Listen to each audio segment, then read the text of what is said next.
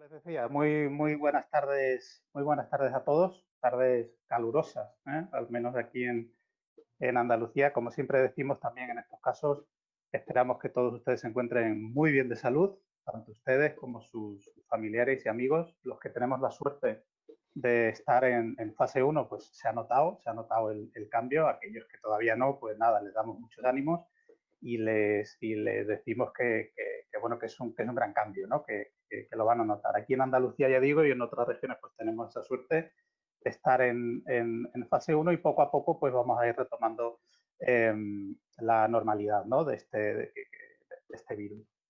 Este virus, este COVID-19, pues nos ha traído que tengamos que hacer algunos de los eventos online, como este en el que estamos retransmitiendo ahora mismo. Entonces yo voy a presentarles el evento muy brevemente. Le voy a dar una información técnica muy básica también, sobre todo para bueno, que sepan que la sesión se está grabando en directo, que después estará también disponible a través de los canales y redes sociales, tanto del IEMET como de la Fundación Tres Culturas, para su descarga. También les recomiendo que dentro de la aplicación que deben haber descargado utilicen el formato de pantalla completa, así no nos podrán ver ustedes mejor. En principio, yo les explicaré en un minuto cómo va a funcionar el evento. No va a haber PowerPoints, va a ser preferimos que sea algo más dinámico, que ustedes participen. Entonces, no va a haber PowerPoints, ustedes irán viendo a los ponentes. Quería agradecerles, por supuesto, a todos ustedes que se encuentren aquí con nosotros. Quería agradecer también al director de la Fundación Tres Culturas, José Manuel Cervera. Y quería saludar también a Antonio Chávez, responsable de Planificación Estratégica de la Fundación, que se encuentra con nosotros. Muy buenas tardes, Antonio. Hola, buenas tardes, Germi. Buenas tardes también a nuestro público y al resto de ponentes.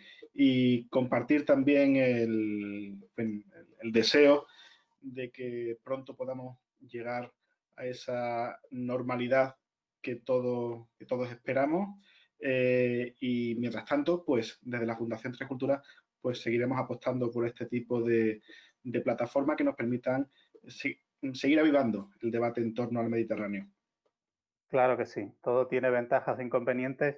Esto tiene una gran ventaja y es que pues, pueden ustedes acompañarnos desde diferentes partes, no solo de la península, sino del mundo, ¿no? En segundo lugar, quería también presentarles y saludar a mi compañero de departamento, Diálogo entre Culturas de la Fundación, Antonio Rubiales. Muy buenas tardes también, Antonio. Buenas tardes, compañeros, y buenas tardes a los ponentes y al resto de personas que nos acompañan. Muy bien. Ellos dos me van a ayudar en la labor de facilitación, ¿no? Que se dice ahora de este tipo de eventos. Y después los tres ponentes que están ustedes viendo en pantalla, a los que también saludo, pero les voy a presentar en un minuto. Una palabra muy breve sobre la Fundación Tres Culturas. Decir que nosotros en la Fundación trabajamos cada día para preparar una programación capaz pues franquear todas fronteras, todas divisiones, todas rupturas. Hoy vamos a hablar del Mediterráneo, siempre siguiendo nuestro principio rector, que es el de promover el diálogo, la paz y la tolerancia entre los pueblos y culturas del Mediterráneo. De hecho, tenemos aquí también a los compañeros tanto del IEMED, bueno, que es el Instituto de Referencia, ¿no?, en Estudios Mediterráneos, como y es el CSIC también, que lleva muchísimos años trabajando en estos temas. Insisto, en un minuto yo les voy a presentar a los ponentes. Preguntarán ustedes, muchos lo sabrán porque habrán leído toda la información, ¿qué es lo que nos trae aquí? Bueno, pues yo les voy a enseñar lo que nos trae aquí. Lo que nos trae aquí hoy, espero que lo vean, es esto. Es presentar este número de la revista Quaderns de la Mediterránea. Y esta revista, que por cierto, van a recibir ustedes ahora un enlace desde el cual se van a poder descargar todos los artículos que ustedes quieran. En principio tiene tres grandes bloques, uno de movimientos sociales, otro de movimientos interculturales y un tercero de arte y comunicación. Pues como les decía, ustedes se pueden descargar esa revista desde el enlace que les estamos enviando en este preciso momento a través del chat de la aplicación, o bien cuando volvamos a poder desplazarnos con más normalidad, podrán ustedes recoger físicamente algunos números de forma gratuita, tanto en la sede de la Fundación Tres Culturas en Sevilla, en la isla de la Cartuja, en el pabellón Hassan II, como en la sede del IEMED en Barcelona. Tienen ustedes disponible. ¿Por qué hacemos este evento hoy? Bueno, pues lo hacemos porque hoy es cuando la ONU tiene marcado en su calendario este día como el Día Mundial de la Diversidad Cultural para el Diálogo y el Desarrollo.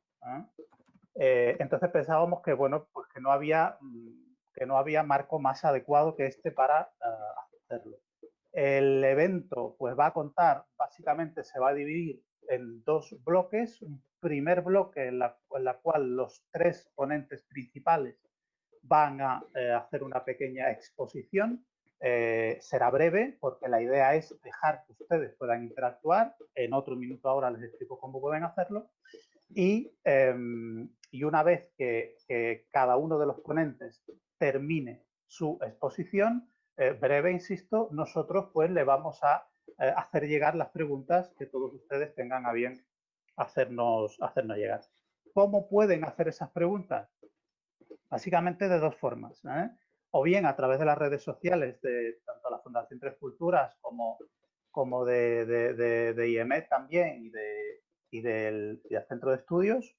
Cualquiera de las tres plataformas en redes sociales pueden hacer preguntas, pero hay una forma incluso más fácil todavía, ¿no? Que es en la propia aplicación que tienen ustedes, tendrán un icono que es como una mano, y pulsando esa mano nosotros por orden de llegada les habilitaremos el micro, tendrán ustedes que pulsar el micro y en directo podrán ustedes formular la pregunta al ponente que ustedes quieran.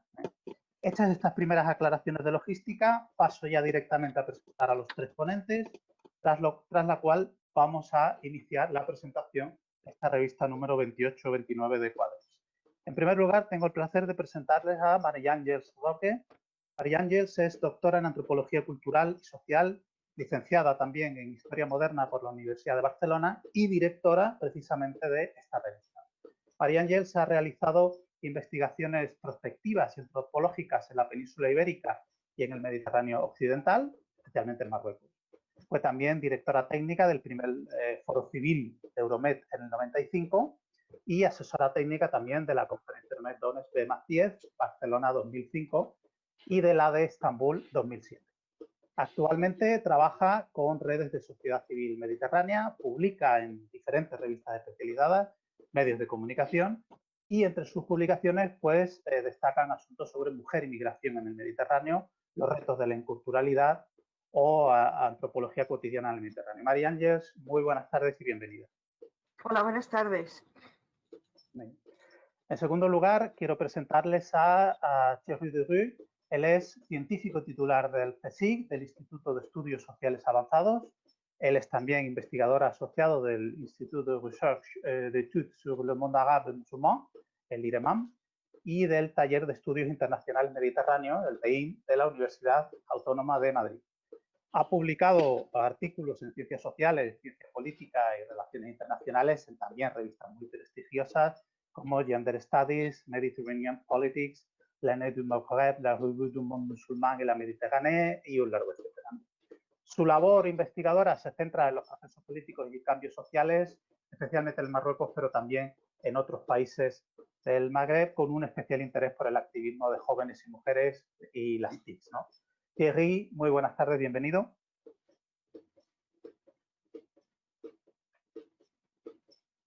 Hola. Sí, Thierry, ¿nos escuchas? Parece que tenemos algún problema con... Ahora, sí, Thierry, ahora. Sí, perfecto. Pues nada, bienvenido, Thierry. Buenas tardes y muchas gracias por la invitación. Gracias a ti. Y por último, last but not least, que se dice, les voy a presentar a Josep Ferrer. Él es ingeniero de formación, desde el 2007 director general del IEMED, institución con la que la Fundación Tres Culturas también lleva muchísimos años trabajando. De hecho, creo que el último o de los últimos actos presenciales que tuvimos en la Fundación fue un encuentro de la red española ANALIN, que lidera el IEMED, pues de las últimas cosas presenciales que hicimos. Y desde el 2007 ya era director gerente de este instituto, ¿no? Josep cuenta con más de 10 años de experiencia conceptualizando y liderando proyectos orientados al análisis de políticas mediterráneas y además goza de una amplia experiencia en programas de cooperación al desarrollo. Coordina también diversas publicaciones sobre temáticas de la agenda mediterránea y de análisis de relaciones y políticas regionales. Anteriormente también Josep ha trabajado en otras instituciones para la ECID, para la Agencia Española de Cooperación Internacional, donde desarrolló funciones como secretario ejecutivo, por ejemplo, del programa ZAAR o coordinador general de la cooperación española en Mauritania. Josep, buenas tardes, bienvenido. Muy buenas tardes, Germinal. Un placer estar con vosotros. Bien. Bueno, pues llegados a este punto, el acto ya presentado y los ponentes también presentados, yo le voy a ceder la pantalla, iba a decir la palabra, pero le voy a ceder la pantalla a nuestro querido Josep, que él nos va a hacer una pequeña introducción también y después dará paso a lo demás. Josep, cuando tú quieras, la pantalla es tuya. Muchas gracias, Germinal. Bueno, en primer lugar, querría agradecer a la Fundación Tres Culturas del Mediterráneo por darnos esta oportunidad de presentar la revista, ¿no? Nosotros en el IEMED consideramos a la Fundación Tres Culturas pues como una institución hermana, nuestra institución hermana en Andalucía y como avanzaba Germinal o como ha comentado, pues bueno, la verdad es que tenemos diversos negociados en los que colaboramos muy estrechamente y siempre es un placer, ¿no? Hablando de la revista, creo que es un número importante en el sentido de que aborda tres temas que son esenciales para nuestro instituto, ¿no? Para el IEMED. Uno es la sociedad civil como agente de cambio. El otro, el tema de la cultura, la comunicación, lo que nos une en nuestro imaginario común, este sentimiento colectivo de pertenencia al Mediterráneo. Y también, por último, la interculturalidad, ¿no? Que nos permite pues, apreciar en este mundo tan diverso que es el Mediterráneo, pues bueno, la diversidad que existe en las dos riberas y interesarnos por lo diferente, ¿no? Este número lo concebimos como preparación a la conmemoración de los 25 años del proceso de Barcelona que se cumple en este año 2020, ¿no? Y que para el IEME, para el Instituto Europeo del Mediterráneo, tiene una significación, un vínculo muy especial, ¿no? Como probablemente algunos de ustedes conocerán, el proceso de Barcelona, pues bueno, es la primera vez que el conjunto de Europa se dota de una política coherente y global hacia los países del sur y este del Mediterráneo, ¿no? Y el objetivo último de esta dinámica que se crea es pues, la de crear una zona de paz, estabilidad, prosperidad compartida y de diálogo entre culturas y civilizaciones, ¿no? También, como se decía en la introducción, pues hace 25 años el Instituto Europeo del Mediterráneo organizó el primer foro civil de Euromé que María Àngels dirigió desde el Instituto, ¿no? Y era también una experiencia novedosa en el sentido que era la primera vez que se implicaba a la sociedad civil en un proceso eminentemente político y gubernamental entre gobiernos, ¿no? Entonces, en noviembre del 95, en Barcelona, a propuesta del Ministerio de Asuntos Exteriores español, entonces era presidencia del Consejo, pues bueno, se reunieron más de 1.200 representantes de las dos riberas del Mediterráneo para hablar cómo queríamos que fuese esta relación entre Europa y el sur y este del Mediterráneo, ¿no? Claro, todo ha cambiado muchísimo desde hace 25 años, ¿no? Y también en términos de sociedad civil con la perspectiva claramente euromediterránea, ¿no? Yo dividiría estos 25 años en unos 5 grandes bloques, o lo he dividido así. Yo diría que del 95 al 2000 hubo un periodo de unas grandes expectativas. Hubo una apertura social muy importante, unas aproximaciones descentralizadas, la puesta en marcha de muchos proyectos y programas para impulsar los principios y valores universales de la democracia, del Estado, de la promoción del Estado del Derecho, etcétera. O sea, fue un momento, la verdad, muy interesante desde este punto de vista, ¿no? Luego vino la primera década del siglo XXI, que yo, digamos, la definiría como una década de realismo y también de frustración de alguna manera, ¿no? En la primera mitad, los primeros, digamos, el primer periodo, el primer quinquenio, estamos en un periodo donde las economías progresaban en términos generales y es cierto que hubo un cierto aletargamiento de lo que era el impulso en términos de sociedad, ¿no?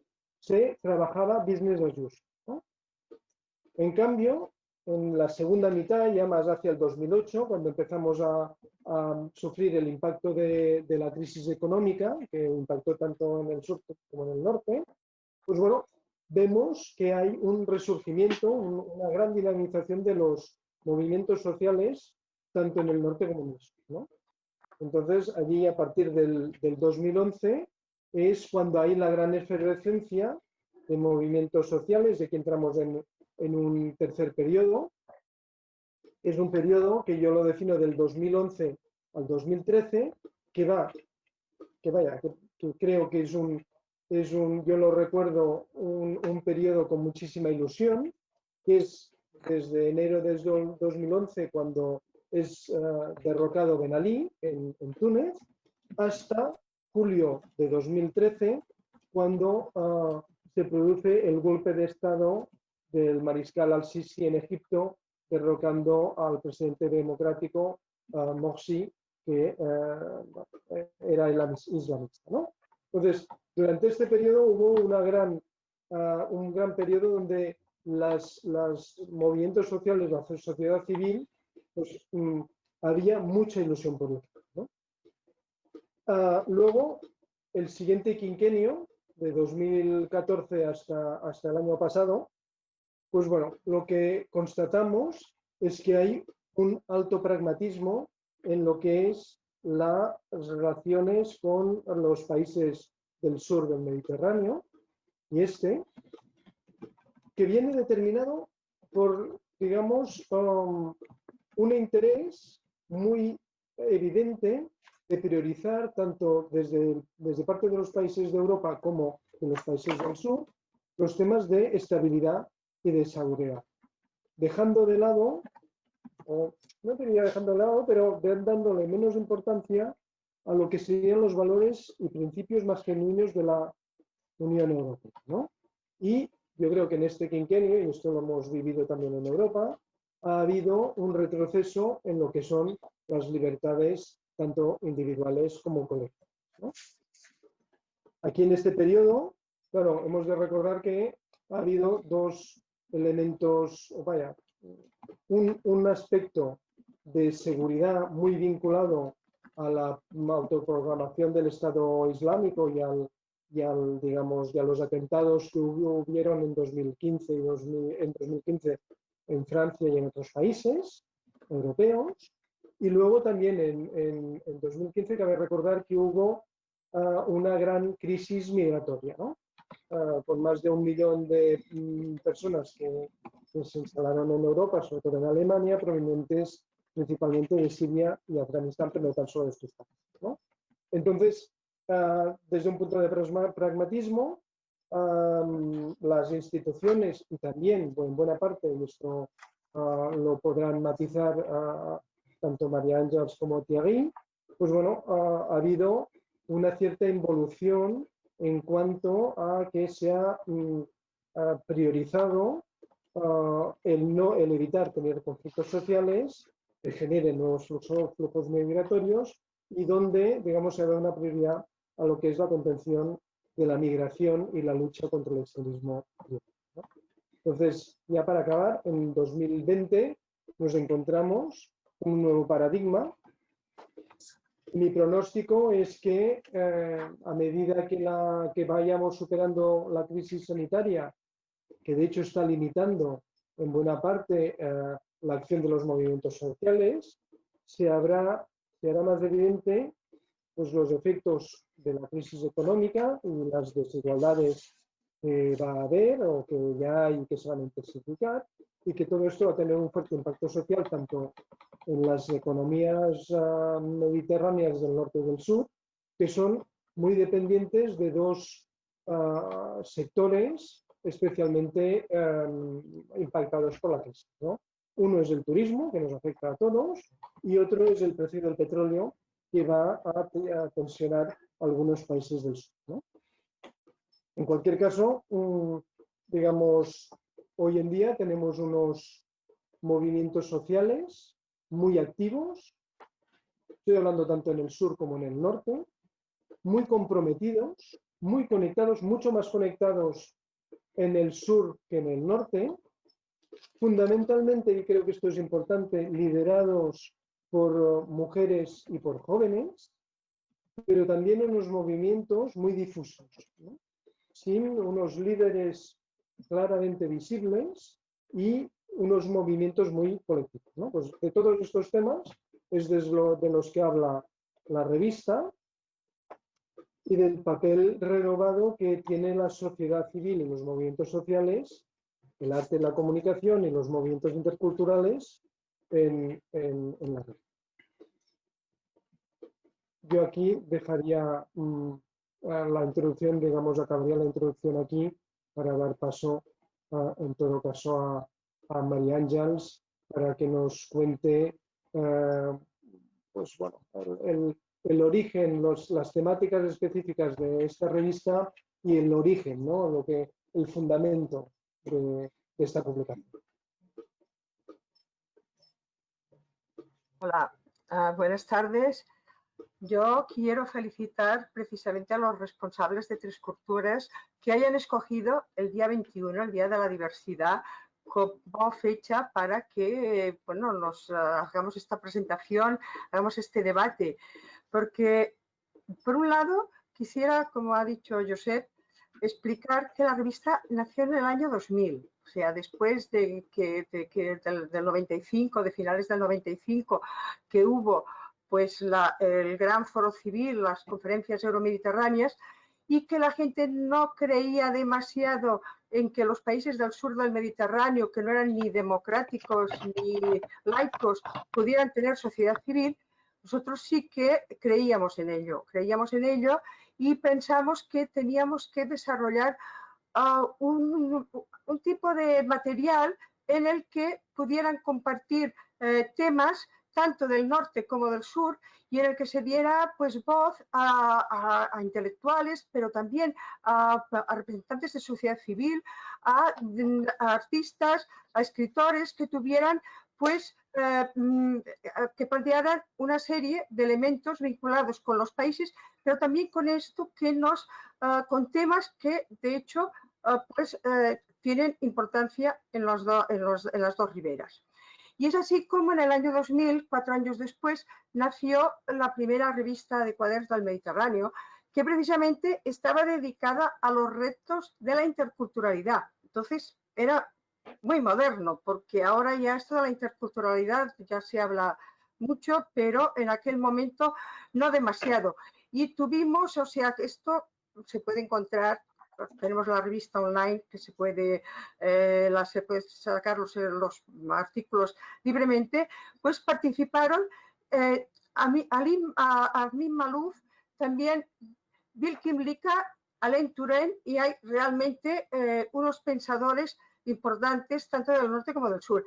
Y así hemos estado continuando con esta revista que en teoría es semestral, pero que a veces cuando es semestral es como esta que presentamos ahora, que tiene el 28 y el 29, es más gruesa que normalmente, pero que precisamente continúa teniendo pues estos contenidos de repensar el Mediterráneo, como hemos hecho en diferentes dosieres que van desde mujeres, migraciones, jóvenes, comunicación, espiritualidades, ecología.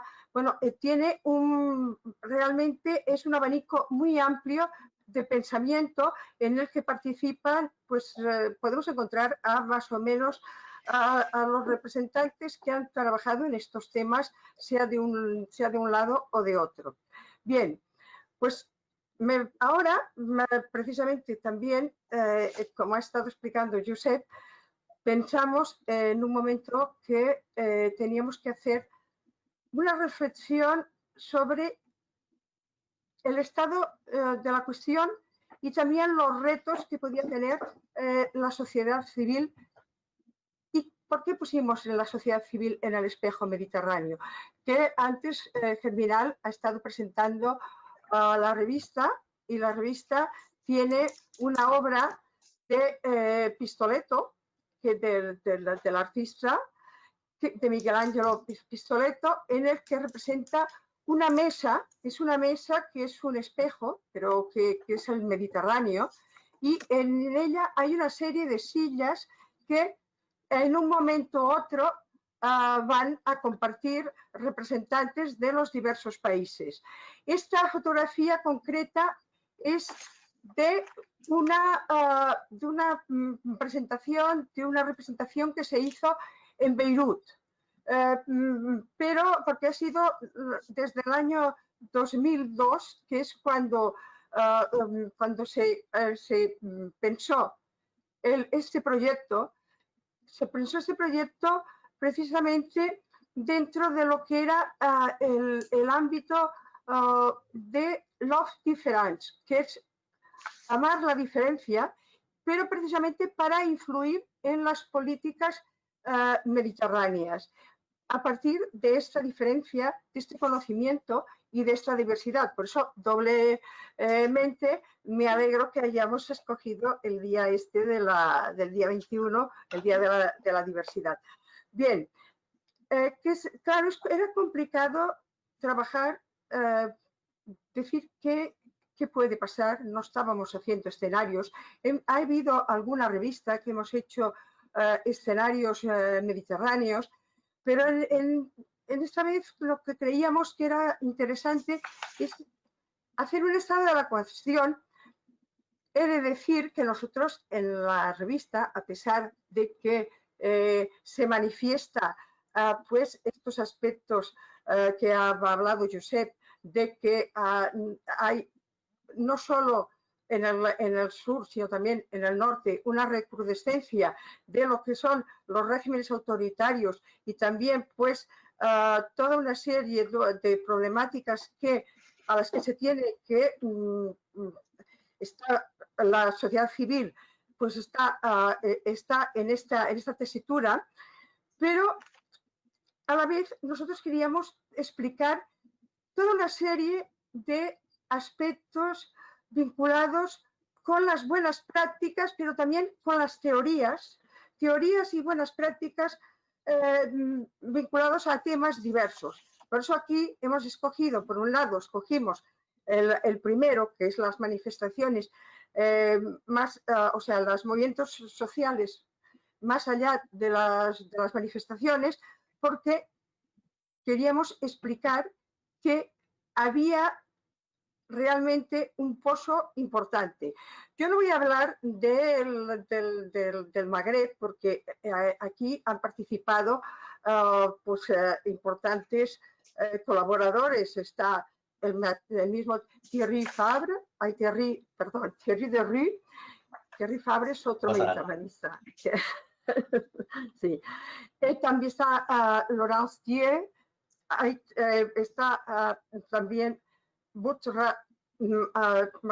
después está Michel Viviorca, James Gunay. Hay una serie en este panel, pero yo no voy a hablar de esto porque precisamente Thierry explicará el estado de la cuestión y los retos que tiene la sociedad civil en el Magreb.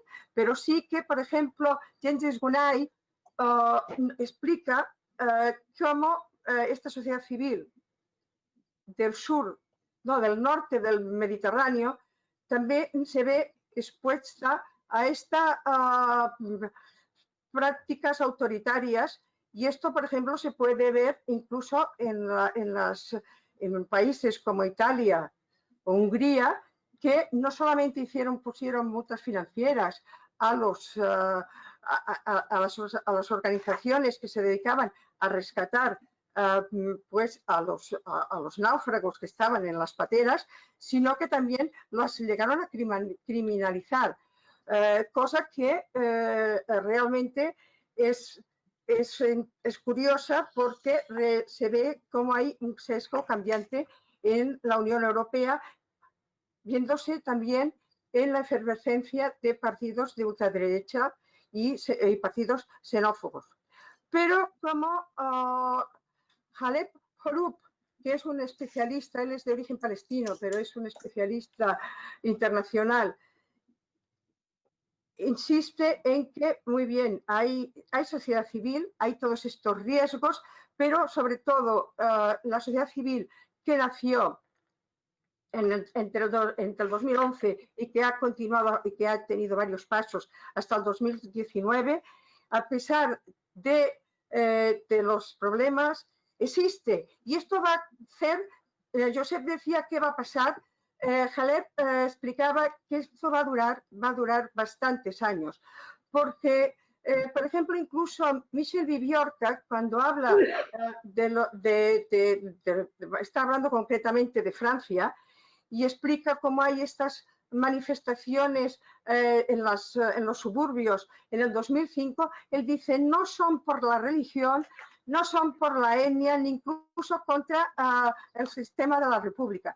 Es porque se sienten los jóvenes ninguneados, se sienten despreciados y se sienten fuera, pues, de las ventajas que en teoría da el sistema. Esto ahora con el coronavirus no va a pasar solo entre los suburbios, sino se va a extender mucho más.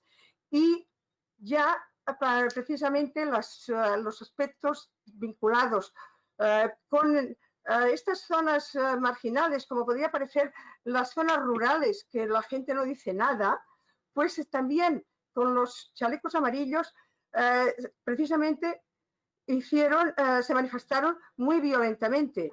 Y estas cosas van a seguir y van a pasar, pero precisamente con el otro tema, que es el tema de los movimientos interculturales. Son interculturales en el sentido que que afectan a ambas riberas de una manera bastante igual, porque nos encontramos con aspectos vinculados con el tema de las mujeres, el tema del cambio climático o el tema de las migraciones. Todo ello vemos que por un lado en Occidente, no hablaremos ya de lo que fue el Me Too, pero sí que yo quisiera hablar, porque esto sí que lo hemos seguido bastante en el instituto, la importancia que han tenido las mujeres en los cambios jurídicos que se han llevado en estos últimos 20 años en los países del sur del Mediterráneo. Esto en este sentido es importante. Se ha de pensar en los colegios de las mujeres juristas marroquíes que tuvieron que ellas fueron muy importantes en el tema del cambio de la mudawana. Hablamos también de los jóvenes. Ahora dice la gente, ahora no sale Greta Thunberg, no sale, ya no se manifiesta. Pero pensemos que desde el 2018 los jóvenes, precisamente incluso muy jóvenes, como Greta, que tenía 15 años en aquel momento, hicieron un movimiento muy importante que fue a nivel mundial. Y como también explican muy claramente en la revista, pues Jeremy Foss o también otros participantes, pues el Mediterráneo es precisamente una de las zonas que se ve más afectada por el tema del cambio climático. Y hay desertificación, vamos a tener más migraciones, hay más pobreza, esto afecta de una manera muy importante. Incluso hay científicos que dicen que el coronavirus también, igual que ahora cada vez hay más tsunamis o hay más problemas de tipo, bueno, pues general de la naturaleza, esto también viene. Y la verdad es que sí que nos hemos tenido, por polución, muchos síntomas de muchos problemas de cánceres, muchos problemas que si ahora los contásemos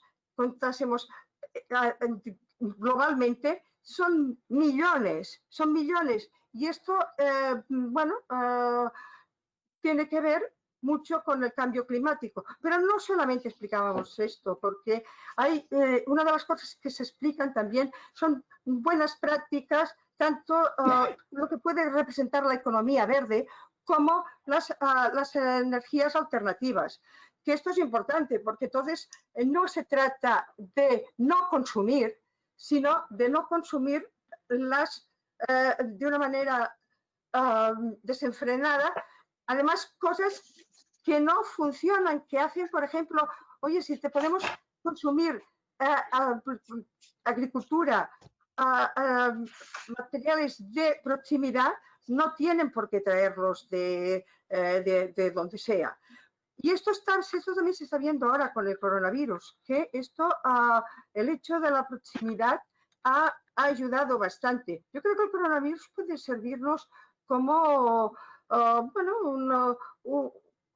algo para aprender de cómo podemos tener precisamente pues un aire más limpio, cómo es importante que nos podamos abastecer en la cercanía y también cómo las nuevas tecnologías nos pueden servir para trabajar, pero ojo con ello, porque también hay dentro de lo que se está explicando de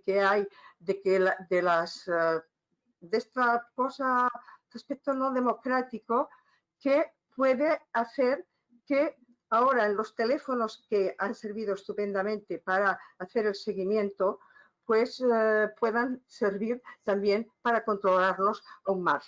Y quiero finalizar precisamente con el tema del arte y la comunicación, porque el arte y la comunicación y también el ver los imaginarios de la memoria, esto es muy importante. Y esto está vinculado también no solo con lo que han sido las primaveras árabes, que por ejemplo tenemos un artículo muy bueno de Solea Buffone que habla de todo este aspecto de los grafitis y del arte durante las primaveras árabes y pone ejemplos de Egipto, pone ejemplos de Túnez, pone ejemplos de Palestina y pone cómo este arte no solamente sirve, evidentemente siempre ha servido el tema de los grafitis para manifestar pues malestar, para manifestar pues denunciar, también ha servido justamente para que el pueblo se impregne y tenga un conocimiento en un momento que justamente hay una reacción y que no pueden, o sea, no se leen los diarios o no están controlados, justamente este arte urbano, este arte es un arte que sirve de comunicación, pero que también ha servido, gracias a las redes sociales, ha sido, bueno, se ha hecho viral. Todos debéis recordar, tanto la mujer, los sujetadores azules de aquella joven que se manifestó en Egipto y que iba tapada, iba completamente tapada y precisamente los militares, la policía egipcia, la desnudó y es cuando se le vio que llevaba unos sujetadores azules. Pues esto ha sido viral, como han sido muy virales muchos aspectos de este arte urbano que ha surgido durante y después y antes de las primaveras árabes. Y una cosa que también... ¿Alguien habla? Deberíamos, porque como vamos a tener otras intervenciones... Vale, no, yo quería también... Es muy variado el número. Solamente quería acabar diciendo que también en estas manifestaciones que nosotros hacemos de la sociedad civil, pues se presentan aspectos que pueden servir como, por ejemplo, pues, el ver el patrimonio, pero desde la ciudadanía. Esto lo podéis encontrar en la revista, o también cómo los periodistas solidarios hacen que influyen en que hayan unas visiones más realistas, menos xenófobas y más conciliadoras. Y finalmente explicar lo que tenemos un artículo de Edgar Morin que nos pide que lo que se ha de pasar es conocimiento, se ha de tener el conocimiento del conocimiento, y que para ello es muy necesario que se empiece desde muy joven, y sobre todo con los jóvenes de la secundaria, para prevenirlos no solo de los males, sino también para prevenirlos de que tengan más capacidad para pensar y para darse cuenta que estamos en la misma civilización. Gracias. Muchísimas gracias, María Ángeles, por estas pinceladas, ¿no?, tan de la diversidad de contenidos, ¿no?, tan variados y tan complementarios los unos de los otros en este número de QM dedicado a la sociedad civil en el espejo mediterráneo, ¿no? Ahora, digamos, Thierry, hemos visto una panorámica general, también toda una serie de pinceladas que nos ha aportado María Ángeles. ¿Cuál sería la situación en Marruecos, en Argelia, en Túnez, en relación a la sociedad civil, y cómo ha reaccionado esta en relación a la crisis sanitaria provocada por el COVID-19? Pues, tienes la palabra. Muy bien, pues solamente decir que en el número de Quaderns fui invitado a preparar un artículo sobre un poco el marco jurídico, ¿no?, de las asociaciones en el Magreb desde el 2011, y en ese artículo pues intentaba mostrar en qué medida, después del 2011 y del auge asociativo que se ha producido en los tres países, y en particular en Túnez, en donde se duplicó en pocos años el número de organizaciones, pues a los pocos años hubo una contraofensiva de los distintos poderes políticos para intentar reformar los marcos jurídicos e inhibir, controlar e encauzar ese desarrollo de la sociedad civil, del tejido asociativo, ¿no?, como, digamos, principal fenómeno o factor de desarrollo de esa sociedad civil. Entonces, en tres contextos distintos, tenemos una democracia en vía de consolidación en Túnez, ¿no?, un hiperpresidencialismo en Argelia, y una monarquía ejecutiva, autocrática, con cierta parlamentarización en Marruecos. Pues con tres regímenes distintos tenemos una sociedad civil bastante viva, aunque todavía con ciertos límites. Y esto nos lleva a reflexionar un poco sobre no tanto el papel de la sociedad civil como factor de democratización, un tema que estuvo muy de moda en los años 90, a raíz del ejemplo de los países, antiguos países del este comunista, que accedieron a la transición democrática tras la caída del muro de Berlín. Pues lo que vemos en el Magreb es que la sociedad civil, el tejido asociativo, lo que representa es la diversidad de estas sociedades, ¿no?, el pluralismo, fundamentalmente, más que un vector de democratización.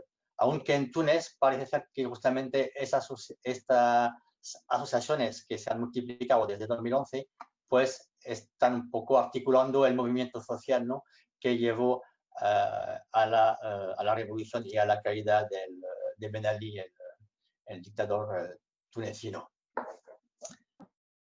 En los tres países, lo que sí vemos cuando estudiamos la sociedad civil es que permite dar una imagen bastante exacta de la diversidad de esas sociedades, en contra de la especie de unanimismo, de esa especie de visión siempre monolítica que se intenta dar de estos países, tanto desde fuera como desde los propios poderes magrebíes. Esto es del lado de la sociedad civil.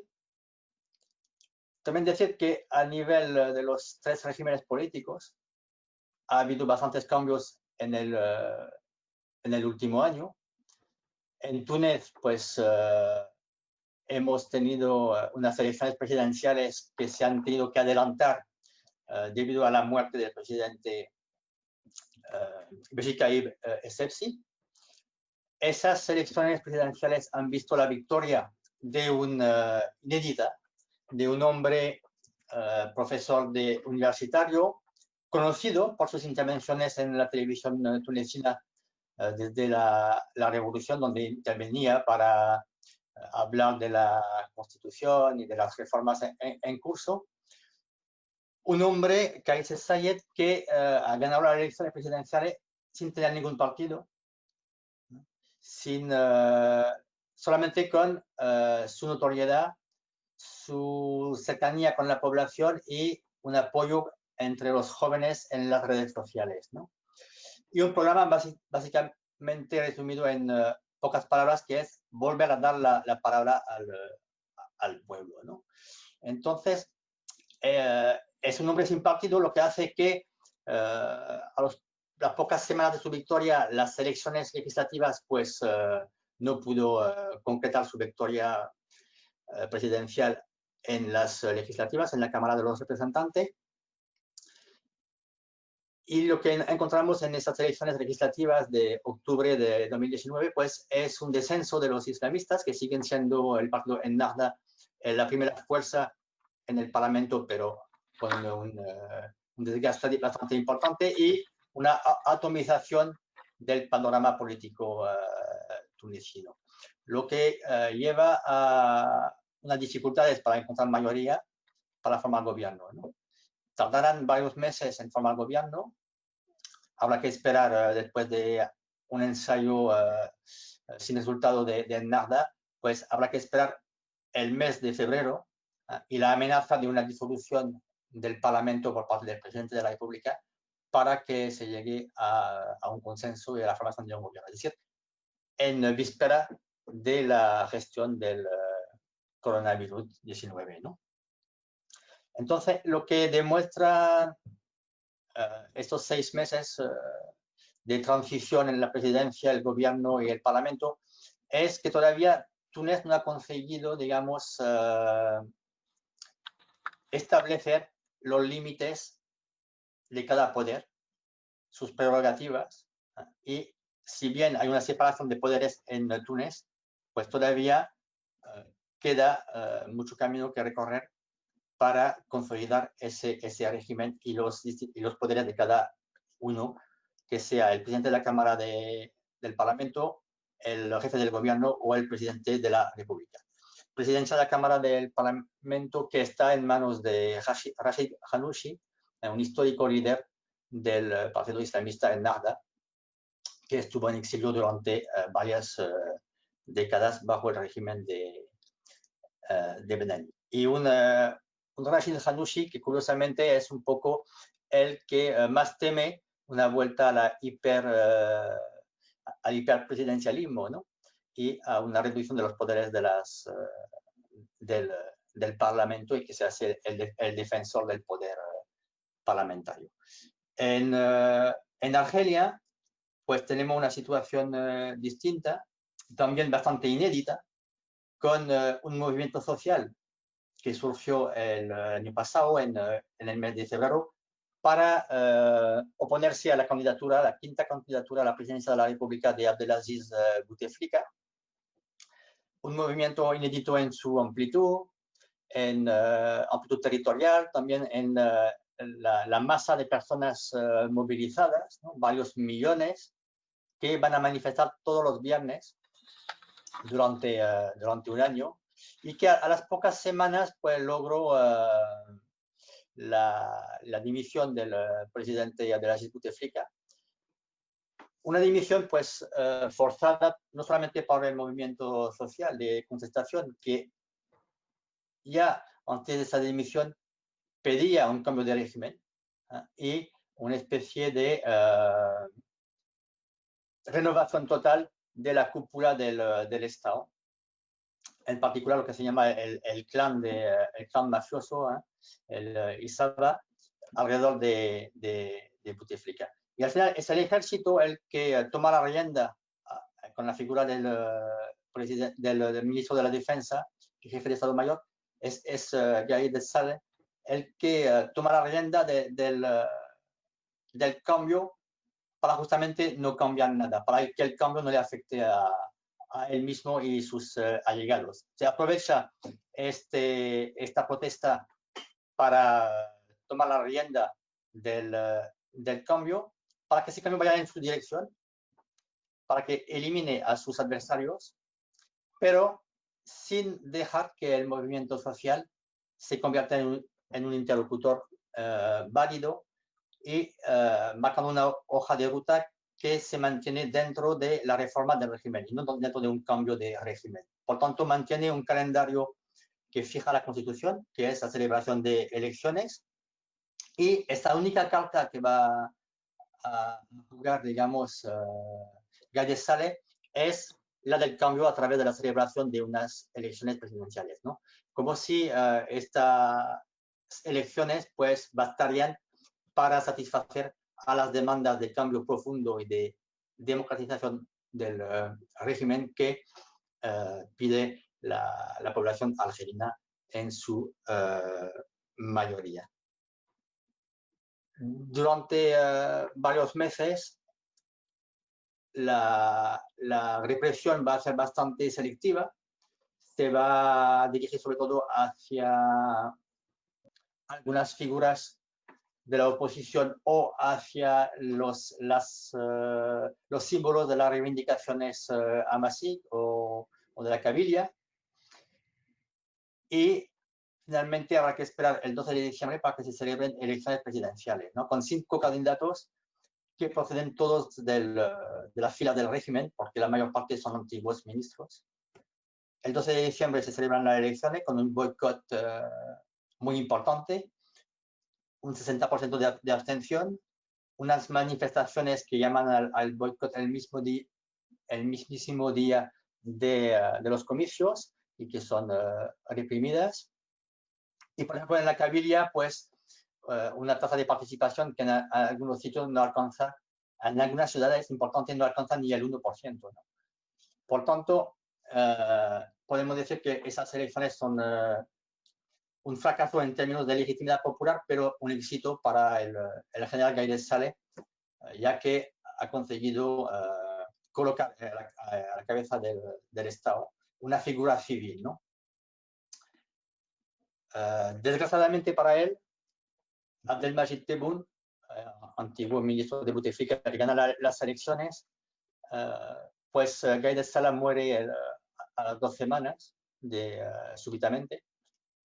Y entonces se abre una nueva incógnita, ¿no? Porque el movimiento social pues sigue manifestándose cada viernes, los estudiantes cada martes, y cabe pensar entonces que la máscara de Abdelmajid Tebboune va a caer, ¿no? Que su verdadera figura, si realmente es portador de cambio o no, pues una vez que desaparece su mentor militar, Gaïd Salah, pues se supone que entonces podemos ver qué agenda de reforma quiere llevar a cabo el nuevo presidente de la República.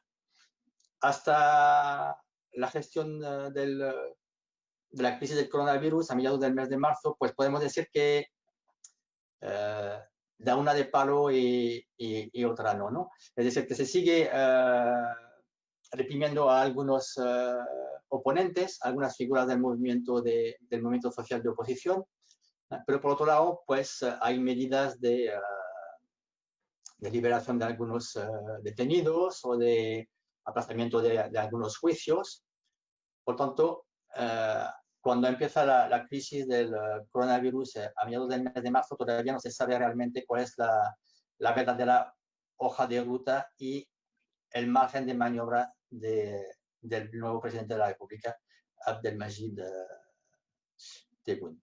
Y en Marruecos, pues, tenemos rápidamente un régimen político que tras la ola de contestación en el año 2011 y la llegada al gobierno que no en el poder, al poder del Partido Islamista de la Justicia y el Desarrollo, pues tenemos una cierta involución, ¿no? Con la monarquía que retoma el terreno que había cedido y que también hay que decirlo que el PJD, los islamistas, no supieron mantener, ¿no? Las elecciones del año 2016 marcan un antes y un después, es decir, que ganan los islamistas por segunda vez las elecciones legislativas, pero sin mayoría, están lejos de la mayoría absoluta, y su candidato Abdelila Benkiran, muy popular, no logra formar gobierno. Entonces, se supone, se sospecha con un veto de la propia monarquía, ¿no? Esto lleva a que el rey tenga esa incapacidad de Abdelila Benkiran en formar gobierno, pues lleva al rey Mohamed VI a llamar a un compañero a otro dirigente del Partido de la Justicia y el Desarrollo, mucho más conciliador, en la persona de Saeddin El Othmani. Durante esos 6 meses, entre octubre del 2016 y abril del 2017, cuando por fin se forma el gobierno, pues se produce una de las mayores crisis que ha conocido Marruecos y que encarna el movimiento popular del RIF, un movimiento de contestación que durante más de 6 meses van a manifestar en la región del norte y que reclama fundamentalmente un poco lo que es el fracaso de la política marroquí en los últimos 20 años. Reclama más y mejores infraestructuras, más y mejores empleos, más y mejores servicios y también, aunque no aparece, una mejor representación política de la población. Y subyace también otra incógnita, que es la dimensión, digamos, identitaria, ¿no?, de ese movimiento centrado en una región con una fuerte identidad amazigh, como es el RIF, ¿no? Y con una fuerte también relación con una diáspora que se encuentra fundamentalmente en Bélgica, Holanda y España. Entonces, ese movimiento social de contestación cuyas reivindicaciones eran finalmente muy legítimas, ¿no? Pues la cúpula de ese movimiento, las cabezas visibles de ese movimiento van a pagar un precio muy, muy elevado, ¿no?, cuando la represión por partir del mes de mayo del 2016 cae sobre sus cabezas, ¿no? Y entonces esto es muy sintomático justamente de cómo el régimen marroquí puede dejar cierta libertad de manifestación y también puede poner fin a la fiesta, entre comillas, cuando considera que puede actuar sin tener que pagar un precio muy, muy alto en términos de imagen fuera o en términos de popularidad hacia dentro de su propio país. La contestación en Marruecos, pues, no había sido tan amplia desde el año 2011, pero hay muchos focos de contestación que periódicamente, pues, se desarrollan a lo largo y ancho del país. También hay una disidencia o una oposición más bien de la sociedad civil por parte de algunas asociaciones culturales o de desarrollo o con una cierta dimensión identitaria. Hay también otro tipo de disidencia más bien intelectual por parte de figuras que escriben mucho y critican al régimen y la falta de democratización de este régimen, ¿no? Y estas críticas a lo largo del último año han sido bastante perseguidas, de forma muy selectiva también. Varias figuras cercanas al PJD o con una mirada bastante benevolente hacia la crisis, hacia los manifestantes y la causa del RIF, u otras figuras que no dudan en criticar la propia figura del rey y su gestión algunas veces errática, que consideran errática del país.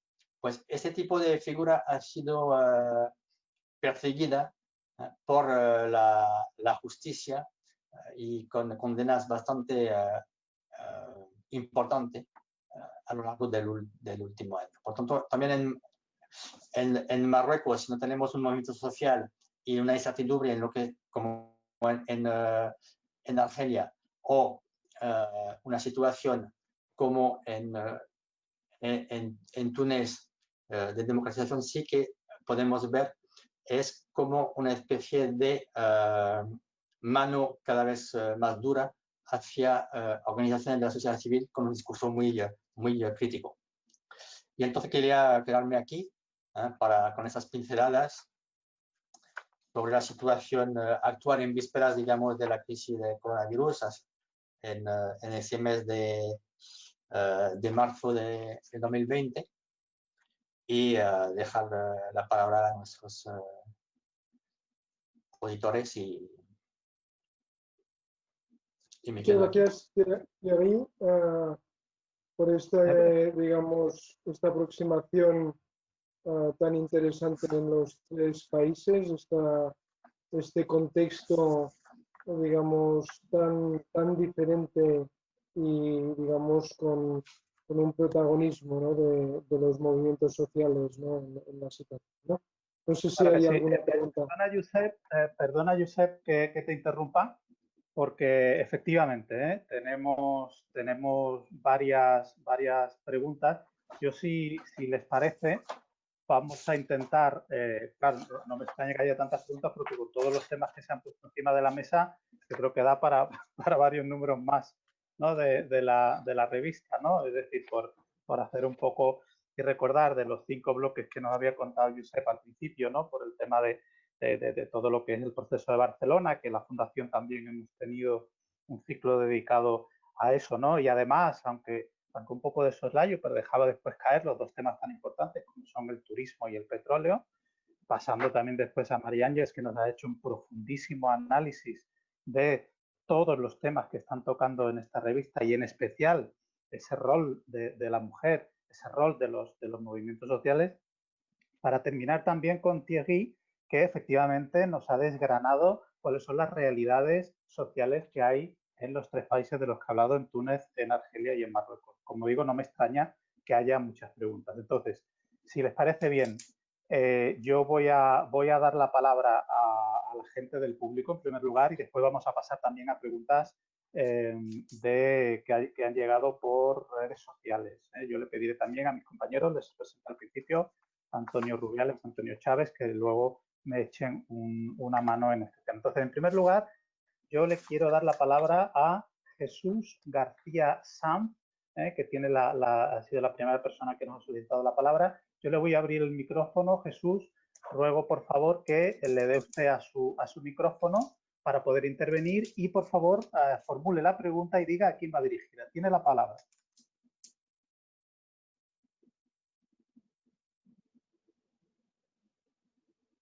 Sí, Jesús, ¿nos escucha?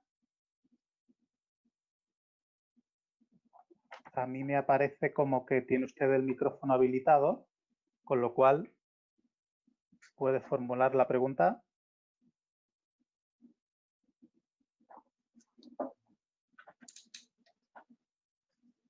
Jesús García Sanz, ¿me escucha? Bueno, parece que tenemos algún problema de comunicación. Vamos a pasar a otra pregunta. Intentaremos retomar después la de este señor. La segunda pregunta es María José Alonso Caballero.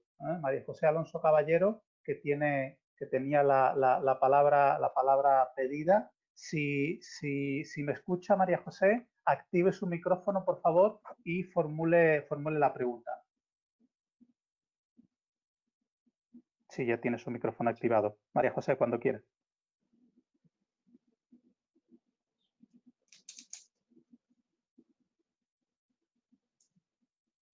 Me parece como que el micrófono está correcto. Bueno, vamos a intentar volver después con las preguntas del público. Entonces, pasamos a redes sociales. Compañeros, Antonio Rubiales, Antonio Chávez, creo que sí, ¿no? Que hay bastantes preguntas por redes sociales también, ¿no? Sí, efectivamente, Germinal. ¿Me escucháis bien? Sí, sí, perfectamente. ¿Qué tal? Pues sí, la verdad es que hay bastantes preguntas a través de redes sociales y una de las preguntas, en este caso que va dirigida para Josep Ferrer, es la siguiente. Una solución justa para el conflicto israelo-palestino que permitiera el reconocimiento de ambos estados resulta necesaria para el aumento de la estabilidad política en la región y la mejora de las condiciones de vida de su población. ¿En qué medida la sociedad civil puede contribuir a generar avances positivos en este proceso? Y una segunda pregunta, ¿cuál es el rol que ha jugado y debe jugar la Unión Europea y la Unión por el Mediterráneo precisamente en este proceso? Dirigida, como le comentaba, a Josep Ferrer. Sí, pues en relación a este tema, que es digamos, es un conflicto que es, digamos, que ya existía cuando se inició el proceso euromediterráneo y que en esa época, en esos primeros años del proceso, había una gran expectativa de una solución.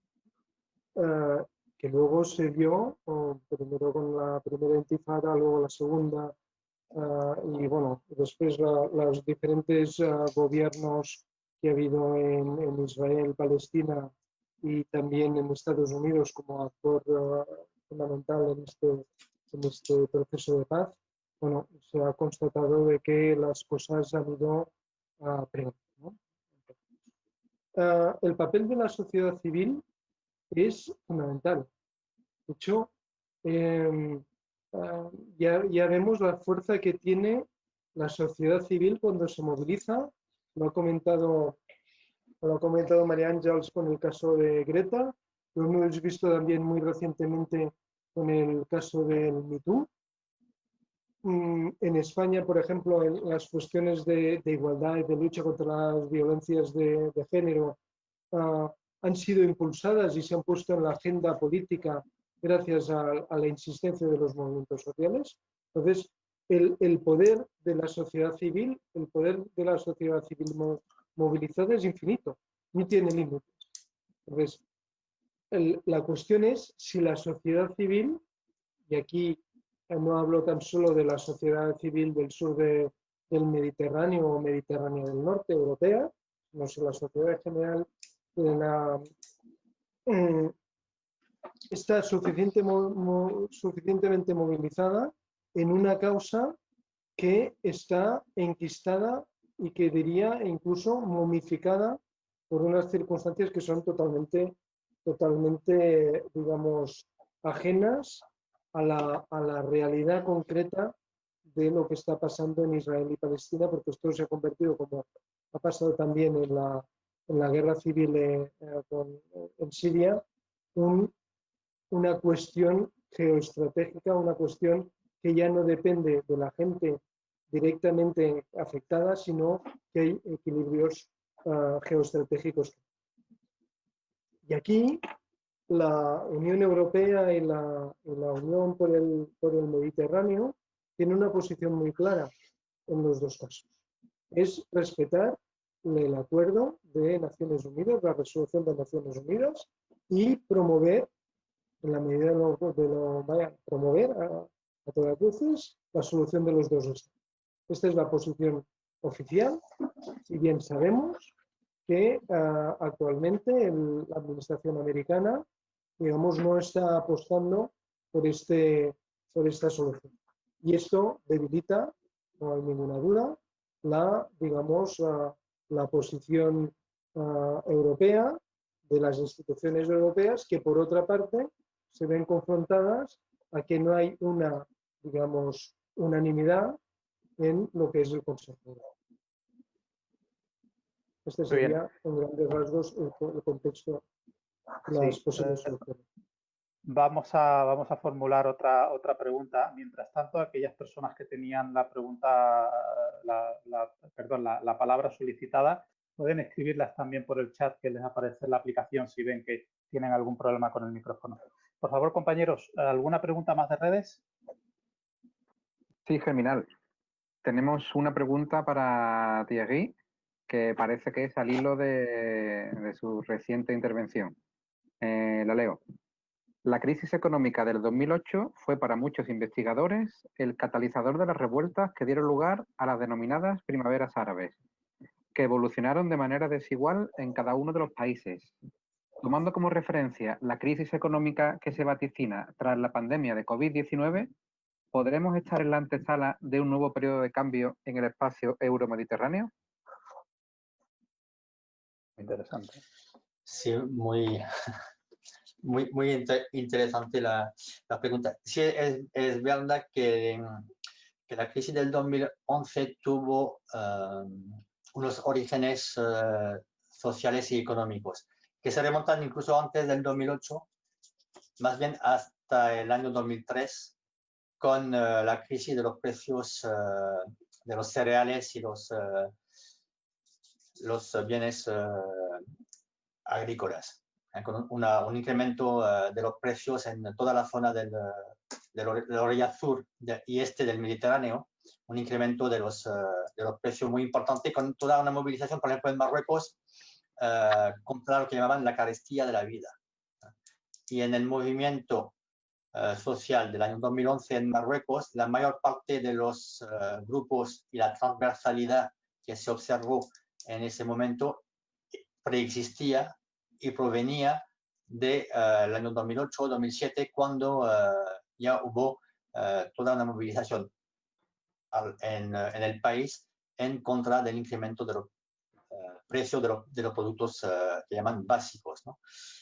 Por tanto, es verdad lo que usted menciona, y que se olvida muy a menudo, porque se suele centrar la mirada en los problemas políticos con un autócrata como Ben Ali o otro como Mubarak en Egipto, ¿no? Pero detrás sí que había toda una serie de factores sociales y económicos. Entonces, con la crisis actual, pues la gran incógnita justamente es esta, ¿no? Cómo salir de una situación que en tiempos normales ya es muy difícil para una parte importante de la población en los tres países, ¿no? Entonces, los regímenes, los distintos poderes, los gobiernos, son muy conscientes de ello y han tomado unas medidas bastante rápidas para intentar evitar, digamos, protestas que hubieran roto el confinamiento y protestas pues para justamente reclamar alimentos, ¿no? Unas revueltas del pan o del hambre en plena crisis y en pleno confinamiento. Entonces ha habido, según los países, distintas medidas. Desde, por ejemplo, en el caso de Marruecos, que se ha creado un fondo, ¿no? Con donaciones de muchísima gente pudiente que ha podido aportar dinero, entre ellos pues el propio monarca, las grandes fortunas del país, para justamente con ese fondo pues asegurar un mínimo a la gente que vive del sector informal y que había perdido su empleo, su posibilidad de trabajar debido al confinamiento. Decir también que en Túnez hubo unas medidas parecidas con la creación de un fondo también para la gente sin recursos. Y en ambos países, pues lo que se le proporcionaba a la gente era unos 80 euros, ¿no?, de media para cada cabeza de familia, ¿no?, para poder aguantar el momento. Por tanto, lo que quiero decir con esto y con este ejemplo es que hay una conciencia de que cuando se salga de la crisis, esperar una nueva crisis, ¿no? Y esta también que será muy difícil de gestionar, porque no estará la pandemia, ¿no? Y que es la crisis del empleo, hay una sequía muy importante ahora mismo en el Magreb, por tanto los niveles de producción de cereales van a ser muy bajos, lo tendrán que importar y por tanto cereales y por tanto la balanza de pago y comercial va a ser también bastante afectada. Por lo usted tiene razón, que uno de los retos que esperan los distintos gobiernos a la vuelta cuando acabe el Ramadán, cuando acabe la crisis del coronavirus, pues es justamente esta. Estupendo. Sé que tenemos muchísimas preguntas más. Evidentemente no las vamos a poder contestar a todas, pero por favor, compañeros, alguna pregunta más de redes, porque creo que también ha entrado alguna por el chat, pero bueno, vamos a terminar con las de redes. Sí, ¿Alguna pregunta más, compañeros? Sí, Antonio, efectivamente. Tenemos también una pregunta, en este caso dirigida para María Ángeles Roque, y es la siguiente. A raíz de los eventos sociopolíticos de los últimos años, el papel de las mujeres en la región sur del Mediterráneo se ha visto reforzado por el protagonismo que han tenido en el activismo y los movimientos sociales. La cuestión es si ese protagonismo va a tener un reflejo a nivel de posicionamiento socioeconómico, tal y como demanda un alto porcentaje de la sociedad, y las mujeres van a ascender en los ámbitos de toma de decisiones políticas y de vida empresarial y económica. Como comentaba, es una pregunta dirigida para María Ángeles Roque. Gracias por la pregunta. La verdad es que yo lo veo difícil, pero de todas maneras, poco a poco se va ganando. Precisamente una de las cosas interesantes que ha pasado ahora con el coronavirus es que han salido que 7 mujeres no 7 mujeres, sí, casi 10, pero 7 mujeres concretamente, que han sabido gestionar muy bien y muy pronto todo el tema del coronavirus. Entonces, cuando hombres en países muy importantes no han llegado y lo han hecho mal y tarde. Entonces, esto cada vez hay más un reclamo de por qué no las mujeres están en más puestos de decisión. De todas maneras, por ejemplo, no es en todos los sitios igual. Depende del lugar, por ejemplo, en Marruecos hay más mujeres que están en lugares empresariales, pero esto no quiere decir que después haya una gran cantidad de mujeres, sobre todo que son mayores de 35 años, que son analfabetas y que esto es un problema grave, es un problema muy grave. Yo creo que poco a poco va a ser, pero no será fácil, no es fácil en el norte, yo creo que en el sur no va a ser tan rápido, aunque las presiones y también muchas veces los cambios que hay no de mentalidad, pero sino de necesidad, pueden ayudar. Estupendo. Bueno, muchísimas gracias, María Ángeles. Bueno, como digo, hay muchas más preguntas. Desafortunadamente no vamos a poder tener tiempo, nos aproximamos ya al final, no vamos a poder tener tiempo de contestarlas a todas, pero sí ha llegado una que yo creo que, bueno, es una pregunta / reflexión que yo quisiera un poco lanzársela a los tres ponentes, ¿no? Y así podríamos cerrar, si os parece, el acto de hoy, ¿no? La reflexión que hace este asistente es que el espacio mediterráneo, dice literalmente, a veces se define bajo una dicotomía casi existencial. Por un lado, se habla de un espacio de hospitalidad con un tipo de vida muy específico y con una alimentación muy específica y una gran herencia patrimonial común. Pero igualmente también se debate como un espacio de conflicto e inseguridad. Quiere este asistente que reflexionen un poco sobre esta dicotomía los tres ponentes. Empieza María Ángeles, por favor. Bien, nosotros hemos trabajado precisamente algunas revistas de Quaderns de la Mediterránea han trabajado el tema, tuvimos incluso una de hace tres ediciones, que era Imaginar el Mediterráneo. Es verdad que también se hacen encuestas, la Fundación Annalín ha hecho varias encuestas y también el Instituto en relación a esta percepción del Mediterráneo, que tiene una parte, como todo, tiene una parte de realidad y tiene también una parte de estereotipo. Por ejemplo, cuando en las encuestas, los que dicen que hay más hospitalidad son precisamente, pues a lo mejor los nórdicos que han ido de turismo.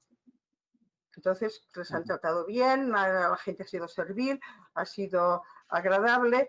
Los mismos del sur no ven tanto el tema de la hospitalidad, excepto como una cosa que ha sido y que debería ser.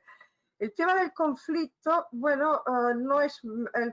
hay una cosa que sí que es verdad, es que en el Mediterráneo tenemos un aire de familia. O sea que nos parecemos en una serie de cosas porque, de hecho, hemos compartido pues, historias de civilización.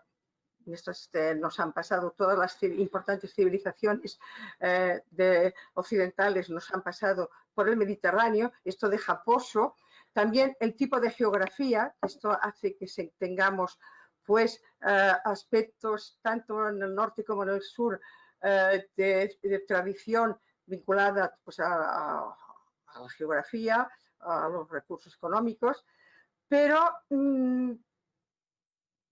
hay también, cada vez, yo diría que también cada vez nos parecemos más otra vez por el tema de la civilización esta que tenemos técnica y de comunicación. Lo que pasa es que como en todas las familias, por eso digo que tenemos un aire de familia, como en todas las familias, precisamente los que nos conocemos más y somos más próximos, muchas veces somos los que nos discutimos más. Yo daría esta visión un poco antropológica del tema. Y claro, conflictos los ves en todas las áreas planetarias. Claro que sí. Muchísimas gracias, María Ángeles. Thierry, ¿algún comentario, por favor, al respecto? No, yo comparto la opinión de María Ángeles y es muy difícil de luchar contra los estereotipos. Yo cuando daba clase yo decía siempre que lo que tenían que hacer los alumnos, en ese caso de Córdoba, ¿no? Puede ser ir a Portugal, que está al lado, y a Marruecos, ¿no? Y antes que de ir a París o a Londres, ¿no? Y eran muy escasos, muy pocos los que habían hecho esos dos viajes, ¿no? Y solo quería decir esto. Solamente voy a volver sobre la cuestión de la mujer, porque tenía dos ejemplos que justamente pueden demostrar que al final entre una orilla y la otra somos iguales. Es el caso de 150 mujeres de una fábrica de Kerouan, que es una fábrica de máscaras. Pues se han encerrado el primer día del confinamiento con víveres para durante todo el periodo del confinamiento producir máscaras, ¿no? Entonces, este ejemplo lo podríamos encontrar también en España, en Italia o en Siria o en el Líbano, ¿no? Y el segundo ejemplo es cuando el gobierno tunecino publicó el decreto ley de desconfinamiento parcial, incluyó que las mujeres con niños menores de 15 años se tenían que quedar en casa. Si muchas mujeres salieron a la calle para manifestar diciendo que en el hogar estaba el hombre y la mujer, ¿no? Una pareja heterosexual, y que por tanto tenía que estar uno de los dos, pero no tienen por qué estar las mujeres. Por tanto, reclamaban la igualdad de derecho como lo estipula la Constitución, ¿no? Y yo creo que estos dos ejemplos pues, lo podríamos encontrar en todos los días, tanto en el sur como en el norte de Europa. Efectivamente, efectivamente. Muchísimas gracias, Thierry. Y una última reflexión, Josep, para cerrar. Sí, bueno, en la línea de las reflexiones que me han precedido, ¿no? Yo creo que en el Mediterráneo es tan complejo que cabe todo. O sea, es un espacio muy rico, en el sentido amplio del término, muy vivo, tremendamente variado y también muchas veces genial y también muchas veces desesperante y también muchas veces pacífico y agresivo a la vez. Yo aquí creo que estamos, claro, hay una parte de estereotipos que juegan, desde luego, pero también hay una parte de sentimiento, ¿no? De percepciones, de cómo lo vivimos, ¿no? De una manera muy íntima cada uno de nosotros, ¿no? Yo siempre pongo el ejemplo, o vaya, mi vivencia personal. Yo durante una época tuve que trabajar en África subsahariana, en la África negra. Y también, por otras razones, he estado trabajando más al norte de Europa. Bueno, yo el sentimiento de estar en casa, como lo he tenido, y de estar, pues bueno, reconocer cosas, ¿no? Reconocer cosas como cosas muy cercanas a mi vivencia personal. Yo lo que he vivido en Marruecos, o incluso Mauritania, donde he vivido años, en Marruecos también, en Túnez, en Palestina, en el Líbano, yo no lo he vivido. No he tenido esta conexión en África Negra o en un país de la Europa del Norte. Entonces, algo debe haber,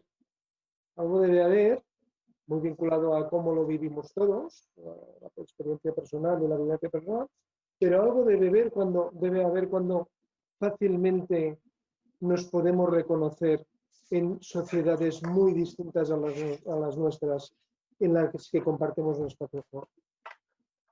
Efectivamente, yo comparto también con vosotros, ¿no? Las apreciaciones de ese sustrato mediterráneo que nos hace pues diferentes, pero al mismo tiempo iguales, efectivamente.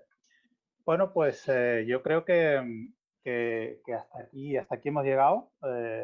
Quería agradeceros, Josep, María Ángeles, Thierry, un placer, un gran placer haber contado con vosotros.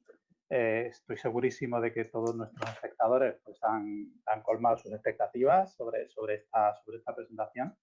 Nos volveremos a ver muy pronto. Recordarle también a todos los espectadores que tendrán esta sesión también en todas las plataformas, tanto del IEMED como del IESA como de la Fundación Tres Culturas, para poder volver sobre ella. O pedir disculpas, perdón, a todos aquellos en los que no han podido entrar las preguntas, pero de verdad que eran muchas.